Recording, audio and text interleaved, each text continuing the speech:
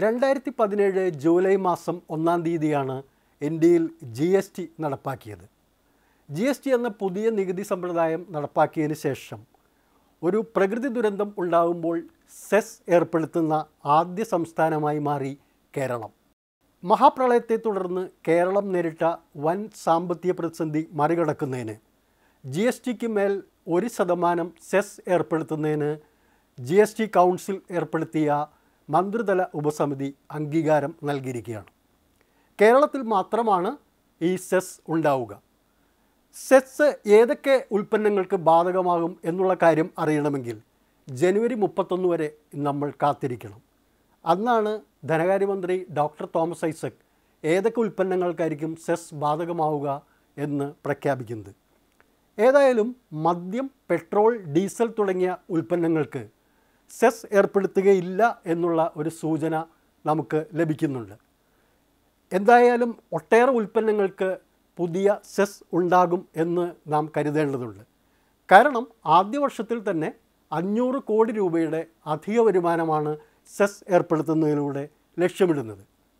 2 വർഷത്തേക്കാണ് സെസ് ഏർപ്പെടുത്തിയിരിക്കുന്നത്. ഇതുവഴി മൊത്തം 1000 കോടി രൂപ അധികമായി സമാഹരിക്കുന്നതിനാണ് ലക്ഷ്യമിട്ടിരിക്കുന്നത്. നേരത്തെ പ്രളയത്തിന് ശേഷം 1% സെസ് ദേശീയ തലത്തിൽ തന്നെ ഏർപ്പെടുത്തി കേരളത്തിലെ സാമ്പത്തിക പ്രതിസന്ധി മറികടക്കുന്നതിന് സഹായിക്കണമെന്നുള്ള ആവശ്യം കേരള ഗവൺമെൻറ് GST കൗൺസിലിന് മുമ്പാകെ ഉന്നയിച്ചിരുന്നു. എന്നാൽ ഈ ആവശ്യം മന്ത്രിതല ഉപസമിതി അംഗീകരിച്ചില്ല. പകരം കേരളത്തിൽ മാത്രമായി സെസ് നിജപ്പെടുത്തിയിരിക്കുകയാണ്.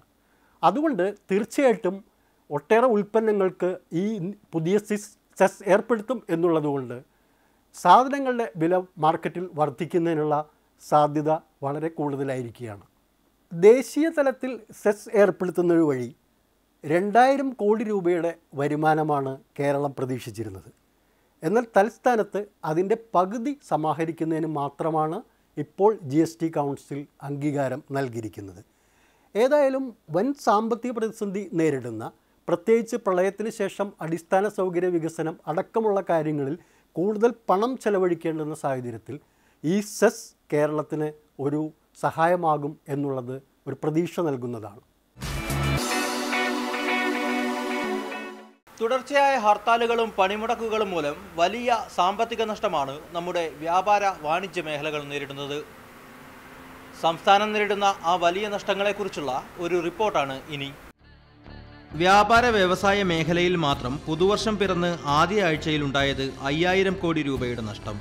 ജനുവരി ആദ്യവാരത്തിൽ തന്നെ ഉണ്ടായ തുടർച്ചയായ ഹർത്താലും പണിമുടക്കും മൂലമാണ് സംസ്ഥാനം ഇത്ര ഭീമമായ തുകയുടെ നഷ്ടം നേരിടേണ്ടി വന്നിരിക്കുന്നത്. നിർമ്മാണം, ടൂറിസം മേഖലകളിലെ നഷ്ടങ്ങളെക്കുറിച്ചുള്ള കണക്കുകൾ ലഭ്യമല്ലെങ്കിലും ആ മേഖലകളെ കൂടി ഉൾപ്പെടുത്തി കണക്കുകൾ പരിശോധിച്ചാൽ 10000 കോടിയിലധികം വരുമെന്നാണ് സാമ്പത്തിക വിദഗ്ധർ വ്യക്തമാക്കുന്നത്. ഹർത്താലിനെ കുറിച്ച് പറയണേ, ഇന്നലത്തെ അല്ല, ഹർത്താലുകൾ മൊത്തത്തിൽ കച്ചവടക്കാർക്ക് ബുദ്ധിമുട്ടാണ് ഉണ്ടാക്കുന്നത്. അതുകൂടാതെ ബാങ്കിലെ പ്രശ്നങ്ങൾ, ബാങ്കിലേക്ക് ചെക്ക് വന്നു കഴിഞ്ഞാൽ ക്ലിയറിങ് ഇവിടെ നിന്നാണ്, ചെന്നൈയിൽ നിന്നാണ്. അപ്പോൾ അതുകൊണ്ട് വളരെ പ്രശ്നങ്ങളാണ്. അതേപോലെ തന്നെ സ്റ്റാഫുകൾക്കും ഡെയിലി കൂലിയുള്ള ആൾക്കാരുണ്ട്, അവർക്കൊക്കെ വളരെയധികം പ്രശ്നങ്ങളാണ് ഇതുകൊണ്ടുണ്ടാകുന്നത്. പിന്നെ ഇപ്പം ഞങ്ങൾ അതിനോട് സഹകരിക്കില്ല എന്നുള്ള തീരുമാനത്തിലെത്തേക്കാണ്. അത് വളരെ നല്ല കാര്യമാണ്.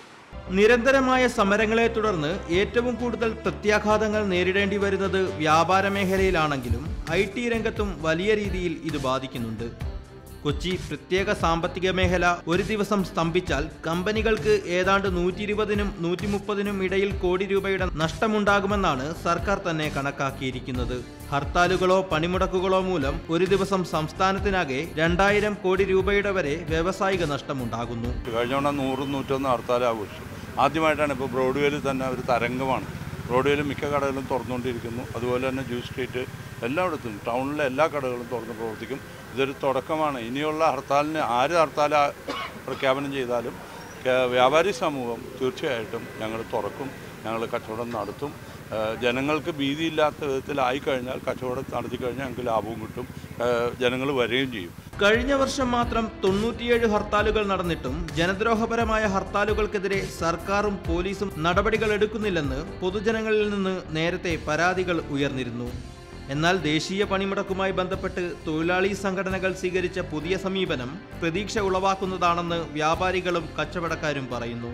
നിർബന്ധിച്ച് കടകളും സ്ഥാപനങ്ങളും അടപ്പിക്കുന്ന രീതികളിൽ നിന്നും രാഷ്ട്രീയ പാർട്ടികൾ പിന്മാറിയാൽ നേരിടേണ്ടി വരുന്ന ഭീമമായ നഷ്ടങ്ങളുടെ അളവ് കുറയ്ക്കാമെന്നും ഇവർ വ്യക്തമാക്കുന്നു. ഞങ്ങൾക്ക് പറയാനുള്ളത് ഞങ്ങളിവിടുത്തെ തൊഴിലാളികളാണ്. അപ്പോൾ ഞങ്ങൾക്ക് പറയാനുള്ളത് ഈ അടിക്കടിയുള്ള ഹർത്താൽ അതാവുന്ന ഒഴിവാക്കാം. അത് സർക്കാർ എന്താ നടപടി എടുക്കണം. ഞങ്ങളെപ്പോലുള്ള ആൾക്കാർ ഈ കൂലിപ്പണി ജീവിക്കുന്ന ആൾക്കാരാണ്. അപ്പോൾ അതുകൊണ്ട് ഞങ്ങൾക്ക് ഒരുപാട് ബുദ്ധിമുട്ടുണ്ട്. ഞങ്ങളുടെ മക്കൾ പഠിക്കണം, ഞങ്ങൾക്ക് മറ്റുള്ള ആവശ്യങ്ങൾ നിങ്ങളുടെ കാര്യങ്ങളൊന്നും നടക്കണില്ല. അപ്പോൾ അതുകൊണ്ട് എത്രയും വേഗം തീരുമാനമാക്കി തരണം. ഭീകര അന്തരീക്ഷം സൃഷ്ടിച്ച് സ്വൈര്യ ജീവിതം തകർക്കപ്പെടുന്ന സാഹചര്യം മൗലിക അവകാശത്തിന്മേലുള്ള കടന്നുകയറ്റമാണ്. ഇത് ഇന്ത്യ ഭരിക്കുന്ന പാർട്ടി BJP ആണ് ഇതിന് നേതൃത്വം കൊടുക്കുന്നതെന്നുള്ളതാണ് ഏറ്റവും ദുഃഖകരമായ സംഗതി. ഇന്ത്യ ഭരിക്കുന്ന പാർട്ടിയുടെ നേതൃത്വം രാജ്യത്തെ ജനങ്ങൾക്ക് സുരക്ഷിതത്വവും മൗലിക അവകാശവും സംരക്ഷിക്കാനുള്ള ബാധ്യതയുള്ള പാർട്ടി ഇപ്പോൾ ഈ പുതുവർഷം തുടങ്ങിയിട്ട് ഒരെണ്ണം തുടങ്ങി വയ്ക്കുന്ന രാജ്യത്ത് തന്നെ അവരാണ് ഈ ഹർത്താൽ. ടൂറിസം വിനോദസഞ്ചാര മേഖലകളെ പണിമുടക്കിൽ നിന്ന് ഒഴിവാക്കിയ രീതിയും മാതൃകാപരമാണെന്നാണ് വിലയിരുത്തപ്പെടുന്നത്. സമരദിനങ്ങളിലെ പൊതുഗതാഗത സൗകര്യങ്ങളുടെ അഭാവം ടൂറിസം മേഖലയെ ബാധിച്ചിരുന്നെങ്കിലും സ്വന്തം നിലയിൽ ഇതിന് പരിഹാരം കാണാൻ വിനോദസഞ്ചാരികൾക്ക് കഴിയുന്നതും ആശ്വാസകരമാണ്. എന്നിരുന്നാലും മുൻകാലങ്ങളിലെ രാഷ്ട്രീയ സമരങ്ങൾ ടൂറിസം മേഖലയെയും കാര്യമായി ബാധിച്ചതായാണ് ഈ മേഖലയുമായി ബന്ധപ്പെട്ടവർ പറയുന്നത്. ഈ ഹർത്താൽ കൊണ്ട് പറയാനുള്ളത് ഞങ്ങളെ കേരളത്തിൽ വരുന്ന എല്ലാ വിദേശികളും ഒരുവിധമൊക്കെ അടങ്ങി പോവുക. കാരണം ഒരു വിധത്തിലും ഒരാൾക്കും ഇനിയിപ്പോൾ ഇങ്ങോട്ടേക്ക് വരാനുള്ളൊരു മനസ്സ് പോലും ഇല്ലാതായി. കഴിഞ്ഞ വർഷമൊക്കെ നല്ലൊരു കച്ചവടവും കാര്യങ്ങളൊക്കെ ഉണ്ടായതാണ്. ഇപ്പോൾ ഒരുപാട് തവണ പ്രശ്നങ്ങളും ഹർത്താലും ഓരോ പ്രശ്നങ്ങൾ തന്നെ. ഇപ്പം തന്നെ ഇത് ശാന്തമാണ്, ആരും ഇല്ല, കച്ചവടം ഇല്ല. എന്നാലും ഒരുപാട് ആൾക്കാർ ഇങ്ങനെ ബുദ്ധിമുട്ടിയിട്ടാണ് ഓരോരുത്തരും ഇങ്ങനെ പോയിക്കൊണ്ടിരിക്കുന്നത്.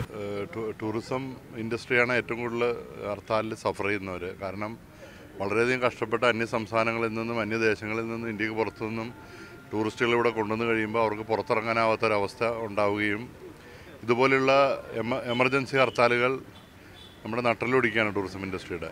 അല്ലെങ്കിൽ ഫ്ലഡ്സ് എല്ലാം കഴിഞ്ഞിട്ട് ബിസിനസ് മോശമായിരിക്കുന്ന ഒരു സാഹചര്യത്തിൽ ഒരു ഹർത്താൽ വരുമ്പോൾ ഏകദേശം 2000 കോടി രൂപയുടെയാണ് പ്രതിദിന നഷ്ടം. ഇത് കേരളത്തിനപ്പുറമുള്ള മറ്റൊരു സംസ്ഥാനത്തും ഇല്ലാത്ത പോലെ അതിരൂക്ഷമാണ്. ഹർത്താൽ പ്രശ്നം രൂക്ഷമാണ്. അത് it is a calamity to humanity. രാഷ്ട്രീയ പാർട്ടികൾ ഏകപക്ഷീയമായി പ്രഖ്യാപിക്കുന്ന ഹർത്താൽ സംസ്ഥാനത്തെ വ്യാപാര വ്യവസായ മേഖലയെ തകർക്കുന്നതായി ചൂണ്ടിക്കാട്ടി കച്ചവടക്കാർ ചേർന്ന് രൂപം നൽകിയ Kerala chamber of commerce and industry നേരത്തെ ഹൈക്കോടതിയിൽ ഹർജി നൽകിയിരുന്നു. ഈ ഹർജിയുടെ അടിസ്ഥാനത്തിലാണ് കോടതി ഹർത്താലുകളും പണിമുടക്കുകളുമായി ബന്ധപ്പെട്ടുള്ള മുന്നൊരുക്കങ്ങൾക്ക് കൃത്യമായ നിർദ്ദേശങ്ങൾ പുറപ്പെടുവിച്ചത്. ഹർത്താൽ ദിനങ്ങളിൽ വ്യക്തികൾക്കും സ്വത്തിനും സംരക്ഷണം ഉറപ്പാക്കണം, നാശനഷ്ടങ്ങൾക്കുള്ള നഷ്ടപരിഹാരമായി ഹർത്താൽ ആഹ്വാനം ചെയ്യുന്ന സംഘടനയിൽ നിന്ന് നിശ്ചിത തുക ഈടാക്കണം തുടങ്ങിയ നിർദ്ദേശങ്ങളും ഇതിന്റെ അടിസ്ഥാനത്തിൽ കോടതി നൽകിയിട്ടുണ്ട്. ഫോക്സ് വാഗൺ ഇക്കൊല്ലം മുതൽ വിൽക്കുന്ന കാറുകളുടെ വാറന്റി കാലാവധി 4 വർഷമോ 1,00,000 കിലോമീറ്ററോ ആയി ദീർഘിപ്പിച്ചു. ഇതുവരെ 2 വർഷമായിരുന്ന വാറന്റി ഇനി മുതൽ ആദ്യ വർഷം അഥവാ 1500 കിലോമീറ്ററിൽ 3 സൗജന്യ സർവീസ് ലഭിക്കുകയും ചെയ്യും. ഇതോടെ സർവീസ് ചെലവിൽ 24% കുറവുണ്ടാകും. അധിക വാറന്റിയും റോഡ് സൈസ് അസിസ്റ്റൻസും പുതിയതായി പ്രഖ്യാപിച്ചിട്ടുണ്ട്. അടുത്ത സാമ്പത്തിക വർഷം 2 പുതിയ മോഡലുകൾ മാരുതി സുസുക്കി പുറത്തിറക്കും. സുരക്ഷാ മാനദണ്ഡം പാലിക്കുന്നതിന്റെ ഭാഗമായി നിലവിലുള്ള മോഡലുകളിൽ എയർ ബാഗ്, പാർക്കിംഗ് സെൻസർ തുടങ്ങിയവ സ്ഥാപിക്കും.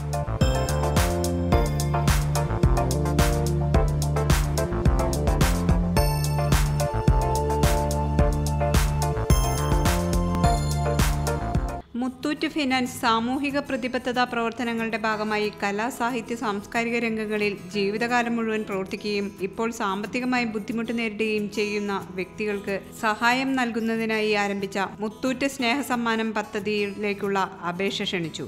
മുൻ വർഷങ്ങളിലെ 38 ഗുണഭോക്താക്കളെ കൂടാതെ അർഹരായ കുറച്ച് ആളുകൾക്ക് കൂടി പ്രതിമാസ ധനസഹായം ലഭ്യമാക്കാനാണ് കമ്പനി ഉദ്ദേശിക്കുന്നത്. ജീവിതത്തിലെ പ്രയാസം അനുഭവിക്കുന്ന കലാകാരന്മാരുടെയും കലാകാരികളുടെയും ശ്രദ്ധയിൽ കൊണ്ടുവരണമെന്നുള്ളതാണ് ഞങ്ങളുടെ ഒരു ശ്രമം. അതിൽ ഏതാണ്ട് 40 പേർക്ക് നമ്മൾ ഇതുവരെ സഹായം കൊടുത്തിട്ടുണ്ട്. ഒരു വർഷം 10 പേരെയാണ് നമ്മൾ സെലക്ട് ചെയ്യുന്നത്. കേരളത്തിൽ ഡിജിറ്റൽ വൈവിധ്യങ്ങൾക്ക് വിസ്മയചാരിത ചാർത്തിയ മൈ ജനറേഷൻ ഡിജിറ്റൽ ഹബിന്റെ പുതിയ ഷോറൂം ഇടുക്കിയുടെ ആസ്ഥാനമായ തൊടുപുഴയിൽ പ്രവർത്തനം ആരംഭിച്ചു. ചലച്ചിത്ര താരങ്ങളായ മിയ ജോർജും സംയുക്ത മേനോനും ചേർന്നാണ് ഉദ്ഘാടനം നിർവഹിച്ചത്. ചടങ്ങിൽ മൈ ജനറേഷൻ ഡിജിറ്റൽ ഹബ്ബ് ചെയർമാനും മാനേജിംഗ് ഡയറക്ടറുമായ AK Shaji, marketing general manager CR Aneesh, operations general manager CKV Nadeer, state head Muhammad Jaison, sales AGM KK Firoz തുടങ്ങിയവർ പങ്കെടുത്തു.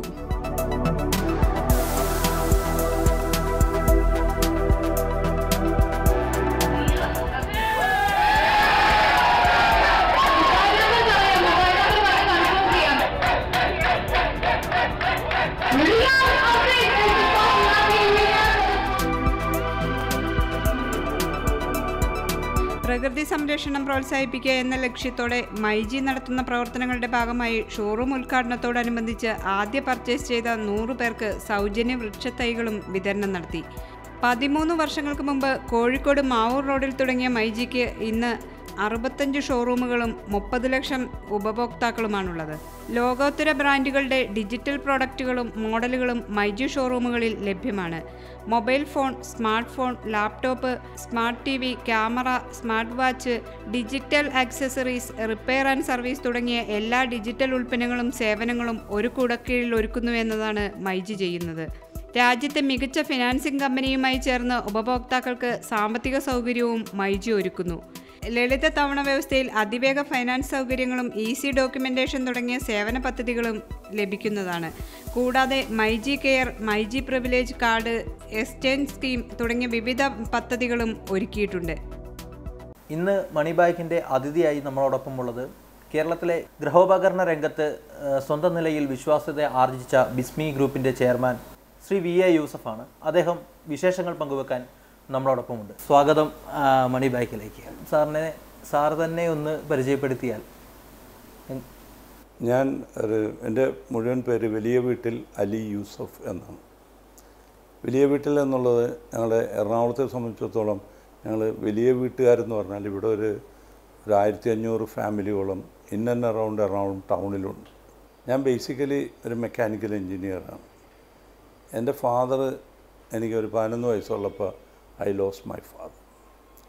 അതിനുശേഷം എൻ്റെ വിദ്യാഭ്യാസം, എന്നെ വളർത്തിയതും എന്നെ എൻജിനീയറാക്കിയതും ബാക്കിൽ നിന്ന് പ്രയത്നിച്ചതെല്ലാം എൻ്റെ പ്രിയങ്കരനായ എൻ്റെ ബ്രദർ VA ഇബ്രാഹിംകുട്ടി സാഹിബാണ്. അദ്ദേഹം ഇവിടുത്തെ മർച്ചൻറ്റ്സ് യൂണിയൻ്റെയും സ്റ്റാൾ ഓണേഴ്സ് അസോസിയേഷൻ്റെയൊക്കെ പ്രസിഡൻ്റായിട്ട് കാലാകാലം ഒരുപാട് കാലം വർക്ക് ചെയ്ത ഒരാളാണ്. അദ്ദേഹം കഴിഞ്ഞ ഒരു 5 വർഷം മുമ്പ് മദീനത്ത് വെച്ച് മരണപ്പെടുകയും അവിടെ തന്നെ ഖബറടക്കുകയും ചെയ്തു. ഞങ്ങളെ സംബന്ധിച്ചിടത്തോളം മദീനയിൽ മരിക്കുക അല്ലെങ്കിൽ ജന്നത്തുൽ ബക്കിയ എന്ന് പറയുന്ന മദീനയിൽ ഖബറടക്കുക എന്ന് പറയുന്നത് തന്നെ വലിയൊരു പുണ്യം കിട്ടിയതായിട്ടാണ് ഞങ്ങൾ കരുതുന്നത്. അങ്ങനെ ഒരു പുണ്യം കിട്ടിയ വ്യക്തിയാണ് എൻ്റെ മഹാനായ എൻ്റെ ജ്യേഷ്ഠൻ. അദ്ദേഹമാണ് എന്നെ വളർത്തിയതും എൻജിനീയറാക്കിയത്. എൻജിനീയറിങ്ങിന് ശേഷം ഞാൻ കുറേ സ്ഥാപനങ്ങളിൽ ഞാൻ വർക്ക് ചെയ്തു. ഒരു 9 വർഷത്തോളം ഞാൻ വർക്ക് ചെയ്തു. ഒന്ന് പ്രീമിയർ ടയർസിലും അതുകൂടാതെ സൗത്ത് ഇന്ത്യ വയർ റോപ്സിലും. അന്ന് ഞാൻ ഇന്ത്യയിലുള്ള എല്ലാ സംസ്ഥാനങ്ങളിലും ഞാൻ വിസിറ്റ് ചെയ്യുകയും ഇന്ത്യ എന്താണെന്ന് മനസ്സിലാക്കുകയും അതിനുശേഷം എന്താണ് നമ്മുടെ ഇൻഡസ്ട്രിയിലെ പൊട്ടൻഷ്യൽ എന്നെല്ലാം മനസ്സിലാക്കി ഞാൻ സ്വന്തമായിട്ട് തന്നെ ഒരു ഡിസ്ട്രിബ്യൂഷൻ ലൈനും ഒരു വയർ റോപ്പിൻ്റെ ആക്സസറി യൂണിറ്റായ ഒരു ഫെറൂൾ മാനുഫാക്ചറിങ് ഞാൻ തുടങ്ങിയിട്ടുണ്ട്. ഒരു 3.5 പതിറ്റാണ്ടിലേറെയായി ബിസ്മി കേരളത്തിൽ ചുവടുറപ്പിച്ചിട്ട് ബിസ്മി ഗ്രൂപ്പിൻ്റെ ആ ഒരു ആദ്യത്തെ തുടക്കം ഇന്നുള്ള നിലയിലേക്കുള്ള വളർച്ച അതൊക്കെ എങ്ങനെയായിരുന്നു? തീർച്ചയായിട്ടും 84-ലാണ് ബിസ്മി എന്നുള്ള ബ്രാൻഡ് നെയിമിൽ ഞങ്ങൾ തുടക്കം കുറിക്കുന്നത്. അത് ഞങ്ങൾ ആദ്യം തുടങ്ങിയത് ബിസ്മി ഗ്യാസ് ഏജൻസിയാണ്. അന്ന് നിങ്ങൾക്കറിയാം 84-ലെല്ലാം ഗ്യാസ് ഏജൻസി ഭയങ്കര ഡിമാൻഡുള്ള സമയമാണ്. അന്ന് ഞങ്ങൾ ബിസ്മി ഗ്യാസ് തുടങ്ങുകയും ഞങ്ങൾക്ക് നല്ല രീതിയിലൊരു വളർച്ച ഉണ്ടാക്കുവാൻ സാധിച്ചു. അതിനുശേഷം കുറച്ച് വർഷങ്ങൾക്ക് ശേഷം 1998-ലാണ് ഞങ്ങൾ ഈ ഹോം അപ്ലയൻസ് രംഗത്തേക്ക് തിരിഞ്ഞത്. അന്ന് എനിക്ക് 2 പെൺകുട്ടികളാണുള്ളത്. അവരെ കല്യാണം കഴിച്ചേക്കുന്നത് 2 ബ്രദേഴ്സാണ്. അതിലൊരാൾ ഡോക്ടറും ഒരാൾ എൻജിനീയറാണ്. ഞങ്ങൾ കുടുംബം ഒരു ഇതാണ് ബിസ്മി ഗ്രൂപ്പ് ഓഫ് കമ്പനീസ്. ഞങ്ങളെല്ലാവരും കൂടിയാണ് ജോയിൻ്റായിട്ടാണ് കച്ചവടം നടത്തിയിരുന്നത്. അങ്ങനെയാണ് ബിസ്മി അപ്ലയൻസസ് എന്നുള്ള പേരിൽ തുടങ്ങുന്നത്. അതിനുശേഷം ഇപ്പോൾ ഞങ്ങൾ ബിസ്മി ഹോം അപ്ലയൻസ് എന്നും പറഞ്ഞിട്ട് സെപ്പറേറ്റ് ചെയ്യുകയും ബിസ്മി കണക്റ്റ് എന്നും പറഞ്ഞിട്ട് നമ്മുടെ ഇളയ മകളും ഹസ്ബൻഡും ഒക്കെ വേറെ മാറുകയും ചെയ്തു. ഞങ്ങൾ ഇതിലേക്ക് വരികയും ഞങ്ങൾ ഇപ്പോൾ ബിസ്മി ഹോം അപ്ലയൻസ് എന്നും പറഞ്ഞിട്ട് തുടങ്ങി ഞങ്ങൾ നല്ല രീതിയിൽ ഇപ്പോൾ മുന്നോട്ട് പോയിക്കൊണ്ടിരിക്കുകയാണ്. വളരെ സ്ലോവിലാണ് ഞങ്ങൾ ഡെവലപ്പ് ചെയ്തത്. ഇന്ന് ഞങ്ങൾക്ക് 2 ഗ്രൂപ്പിലും ഞങ്ങൾക്ക് ഒരു 7 യൂണിറ്റോളം ഇപ്പോൾ ഈ by end of this year ആവും. അവരും ഒരു 8-9 യൂണിറ്റ് അവർക്കുണ്ട്. അങ്ങനെ നല്ല രീതിയിലാണ് ഇത് പോയിക്കൊണ്ടിരിക്കുന്നത്. കേരളത്തിലെ ആളുകൾക്കിടയിൽ ഏറ്റവും വിശ്വാസ്യത ആർജിച്ച ഒരു പേരായിട്ട് ബിസ്മി മാറിയിട്ടുണ്ട്.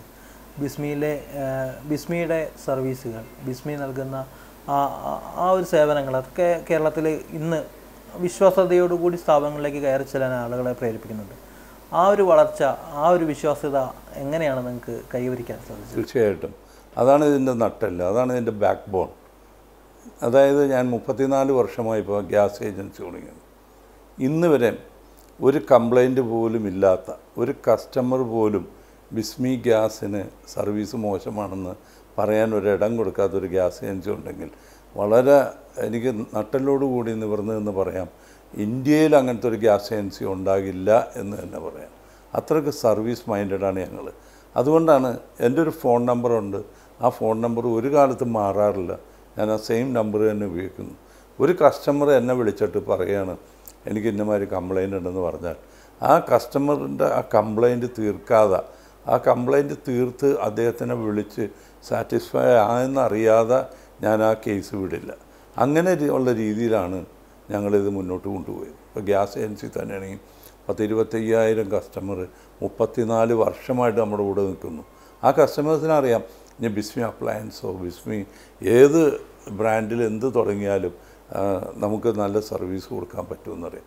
ഇപ്പോഴും അപ്ലയൻസിൽ ഇപ്പോൾ നിങ്ങളാണെങ്കിലും ഏത് കസ്റ്റമറാണെങ്കിലും എൻ്റെ നിന്നൊരു സാധനം വാങ്ങിച്ചു കഴിഞ്ഞിട്ടുണ്ടെങ്കിൽ അവർക്ക് ഏതെങ്കിലും വിധത്തിലുള്ള ഒരു കംപ്ലൈൻറ്റ് ഉണ്ടെങ്കിൽ തീർച്ചയായിട്ടും ഞാനത് പരിഹരിച്ചാണ് മുന്നോട്ട് പോകുന്നത്. അതാണ് ഞങ്ങളുടെ വളർച്ച. കേരള മർച്ചൻറ്റ് ചേംബർ ഓഫ് കൊമേഴ്സിൻ്റെ കൂടെ നേതാവാണ്. ആ നിലയിൽ ഒരു പൊതുവീക്ഷണം കൂടെ ആവശ്യമുണ്ട്. ഒരു ബിസിനസ്സുകാർക്കിടയിലെ ഒരു നേതാവ് എന്നുള്ള നിലയിൽ കേരളം ഒരു ഉപഭോക്തൃ സംസ്ഥാനമാണ്. വലിയ രീതിയിൽ ബിസിനസ്സിന് ആശ്രയിക്കുന്ന ഒരു സംസ്ഥാനമാണ് കേരളം. പക്ഷേ കേരളത്തിലോട്ട് ആളുകൾ ബിസിനസ് രംഗത്തേക്ക് ഇറങ്ങാൻ, കേരളത്തിലുള്ളവരും പ്രവാസികളുമായിട്ടുള്ള ആളുകളടക്കം ബിസിനസ് രംഗത്തോട്ട് ഇറങ്ങാൻ, കേരളത്തിലൊരു ബിസിനസ് സംരംഭത്തിന് തുടക്കം കുറിക്കാൻ പലരും അതിന് മടി കാണിക്കുകയാണ്. എന്താണ് അതിന് പിന്നിലുള്ള ഒരു കാരണമായിട്ട് തോന്നിയിട്ടുള്ളത്? തീർച്ചയായിട്ടും അത് നിങ്ങളെപ്പോലുള്ള ചാനലുകൾ ടേക്കപ്പ് ചെയ്യേണ്ട ഒരു ഇഷ്യൂ ആണിത്. കാരണം കഴിഞ്ഞ കൊല്ലം 97 ഹർത്താലാണ് നമ്മുടെ നാട്ടിൽ നടന്നത്. ചെറുതും വലുതും പ്രാദേശികവും ജില്ലാടിസ്ഥാനത്തിലുള്ള 97 ഹർത്താൽ നടന്നു. നമ്മളൊന്ന് ആലോചിച്ച് നോക്കിയാൽ തീർച്ചയായിട്ടും ഒരു 140 ദിവസം പോലും നമുക്ക് വർക്കിംഗ് ഡേ കിട്ടിയില്ല. അങ്ങനത്തെ ഒരു രാജ്യമായി നമ്മുടെ രാജ്യം മാറി. നമ്മളുടെ ഇവിടെ ഈ സന്ദർശകർ കുറഞ്ഞു, ടൂറിസം മേഖല തകർന്ന്, ബിസിനസ് തകർന്ന്. ഇങ്ങനെ നിൽക്കുന്ന ഈ സമയത്ത് ഇപ്പം നമ്മൾ ഒരു ശുഭപ്രതീക്ഷയോടുകൂടിയാണ് 2019 നമ്മൾ മുന്നോട്ട് കൊണ്ടുപോയത്. പക്ഷേ ആ 2019 വന്നപ്പോഴും തുടക്കത്തിൽ തന്നെ 3 ബന്ധാണ് നമുക്കുണ്ടായത്, 3 തടസ്സങ്ങളാണ് നമുക്കുണ്ടായത്. ഇത് നമ്മളുടെ വ്യാപാര മേഖലയും ടൂറിസം മേഖലയും പുറകോട്ട് വലിച്ചുകൊണ്ടിരിക്കുകയാണ്. ഞങ്ങൾ ഇപ്പോൾ കേരള മർച്ചൻറ്റ് ചേംബറിൻ്റെ പ്രസിഡൻ്റാണ് ഞാൻ. ഞങ്ങളോട് ഒരുപാട് കാര്യങ്ങൾ, ഒരുപാട് പ്രശ്നങ്ങളാണ് ഞങ്ങളുടെ മുമ്പിൽ വരുന്നത്. ഓരോ കച്ചവടക്കാരും ഒരു വർഷത്തിൽ പലവരും പൂട്ടിക്കൊണ്ടിരിക്കുകയാണ്. ഒരാൾക്കൂടെ ഡെവലപ്പ് ചെയ്യാൻ പറ്റുന്നില്ല. കാരണം അതിനുള്ള സാമ്പത്തികമായിട്ടുള്ള വളർച്ച നേടാൻ തക്ക രീതിയിലുള്ള ബിസിനസ് നടത്താനുള്ള പ്രായോഗികമായിട്ടുള്ള സൗകര്യങ്ങൾ ഇവിടെ ഇല്ലാതായി വരികയാണ്. ഇവിടെ നമ്മൾ കട തുറക്കണം എന്ന് ആഹ്വാനം ചെയ്തു.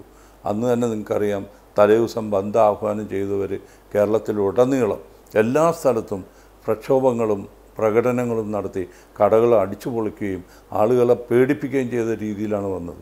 അതോടുകൂടി എന്തുണ്ടായെന്ന് വെച്ചാൽ പിറ്റേ ദിവസം കട തുറക്കാൻ ആഹ്വാനം ചെയ്തവർ ഞങ്ങൾക്ക് പോലും കട തുറക്കാൻ പറ്റാത്ത അവസ്ഥ വന്നു. എല്ലാവർക്കും ജീവനിൽ പേടിയുണ്ട്, സ്വത്തിന് പേടിയുണ്ട്, സംരക്ഷണം തരാനുള്ള സർക്കാരിന് തന്നെ സാധിക്കുന്നില്ല. അങ്ങനെയുള്ള ഇഷ്യൂ ആയപ്പോഴാണ് ഇവിടെ ഇത് വന്നത്. ഇപ്പോൾ ഏതായാലും ഇപ്പോൾ ഒരു ആളുകൾ പോലും, നിങ്ങൾ പറഞ്ഞ വളരെ കറക്റ്റാണ്, പുറത്തുള്ള NRIs എല്ലാം ഇപ്പോൾ പേടിച്ചായിരിക്കുന്നത് ഇവിടെ ഇൻവെസ്റ്റ് ചെയ്യാൻ പറ്റാത്ത സാഹചര്യങ്ങൾ. പക്ഷെ അത് മാറും. നമുക്ക് ഇനി ഒരു 2019 ഞങ്ങളെല്ലാം പ്രതീക്ഷിക്കുന്നത് ഇനിയൊരു ഹർത്താലില്ലാത്ത, ഒരു ബന്ദില്ലാത്ത, ഒരു പ്രകടനങ്ങളൊന്നുമില്ലാത്ത ഒരു വർഷമായി ഇത് മാറും എന്നുള്ള ഒരു ശുഭാപ്തി വിശ്വാസത്തിലാണ് ഞങ്ങൾ മുന്നോട്ട് പോകുന്നത്. ബിസ്മി ഗ്രൂപ്പിൻ്റെ ഭാവി പരിപാടികൾ, ഭാവി പ്രോജക്റ്റുകൾ അതൊക്കെ എന്തൊക്കെയാണ്? ഞങ്ങൾ തീർച്ചയായിട്ടും ഞങ്ങൾക്ക് ഒരുപാട് വികസന പദ്ധതികളാണുള്ളത്. ഞങ്ങളെ സംബന്ധിച്ചിടത്തോളം ഞങ്ങൾക്ക് ഓരോ ഷോപ്പുകൾ തുറന്നാൽ മാത്രമേ ഞങ്ങൾക്ക് ബിസിനസ് ഡെവലപ്പ് ചെയ്യാൻ പറ്റുള്ളൂ. അപ്പോൾ ഞങ്ങൾ അടുത്തത് കാലിക്കറ്റിൽ ഞങ്ങളുടെ ഷോപ്പ് തുടങ്ങാൻ പോവുകയാണ്. വിത്തിൻ 2-3 മന്ത്സിനുള്ളിൽ പേരാമ്പ്രയിൽ ഞങ്ങൾ തുടങ്ങുന്നുണ്ട്. അതുപോലെ തന്നെ ഈ ഭാഗത്ത് സൗത്തിലേക്ക് മാറി പറവൂർ, തൃപ്പൂണിത്തറ എന്നീ ഭാഗങ്ങളിൽ ഞങ്ങൾ പണിയുന്നുണ്ട്. അങ്ങനെ ഒരു വർഷത്തിൽ ഒരു 4 മിനിമം എസ്റ്റാബ്ലിഷ് ചെയ്ത് കൊണ്ടുപോകാനാണ്. വളരെ ഗ്രാജുവലായിട്ട് വളരെ നല്ല രീതിയിൽ കൊണ്ടുപോവുക. ഞങ്ങളുടെ കൂടെ നിൽക്കുന്ന ഞങ്ങളുടെ തൊഴിലാളികൾ അവരാണ് ഞങ്ങളുടെ കരുത്ത്. നല്ല ട്രസ്റ്റ് വർത്തിയായിട്ടുള്ള നല്ല വളരെ അഗ്രസീവായിട്ട് വളരെ സിൻസിയറായിട്ട് വർക്ക് ചെയ്യാൻ പറ്റിയ തൊഴിലാളികളാണ് ഞങ്ങളുടെ കൂടെ ഉള്ളത്. ആ തൊഴിലാളികളുടെ ആ സന്മനസ് കൊണ്ടാണ് കഴിഞ്ഞ 34 വർഷമായിട്ട് നടത്തുന്ന ഗ്യാസ് ഏജൻസിയിൽ ഇന്നും ഒരു കംപ്ലൈൻ്റ് ഇല്ലാതെ കൊണ്ടുപോകാൻ കഴിയുന്നത് എൻ്റെ മിടുക്കല്ല, ഒടേ തമ്പുരാൻ നിന്ന കഴിവും അതുകൂടാതെ നമ്മുടെ കൂടെ നിൽക്കുന്ന ആ വളരെ ആക്റ്റീവായിട്ടുള്ള നമ്മുടെ എംപ്ലോയീസിൻ്റെ കഴിവാണ്. അവർക്ക് നല്ലത് വരട്ടെ എന്ന് ഞാൻ എപ്പോഴും ആഗ്രഹിക്കുന്നു. അപ്പം ഏതൊക്കെയായാലും സന്തോഷപ്രദമായ വലിയ നേട്ടങ്ങൾ ഉണ്ടാക്കാൻ പറ്റുന്ന ഒരു പുതുവർഷമാവട്ടെ എന്ന് ഞങ്ങളും മീഡിയ വണ്ണും ബണിബായ്ക്കും എല്ലാം ആശംസിക്കുകയാണ്. വളരെയധികം നന്ദി മീഡിയ വണ്ണിനോട് സഹകരിച്ചു. തീർച്ചയായിട്ടും മീഡിയ വണ്ണിനോടും നിങ്ങളുടെ പ്രേക്ഷകരോടും എനിക്ക് നന്ദിയുണ്ട്, കടപ്പാടുണ്ട്. ഏതായാലും അവർക്ക് എല്ലാവിധ പുതുവത്സ ആശംസകൾ അർപ്പിച്ചുകൊണ്ടും അവർക്ക് നല്ലൊരു ജീവിതം ദൈവം കൊടുക്കട്ടെ എന്ന് ആശംസിച്ചുകൊണ്ട് നിർത്തുന്നു. മണി ബാക്കിൻ്റെ ഈ ലക്കം ഇവിടെ പൂർണ്ണമാവുകയാണ്. കൂടുതൽ സാമ്പത്തിക വാർത്തകളും വിശേഷങ്ങളുമായി അടുത്ത ആഴ്ച വീണ്ടും കാണാം. നന്ദി, നമസ്കാരം.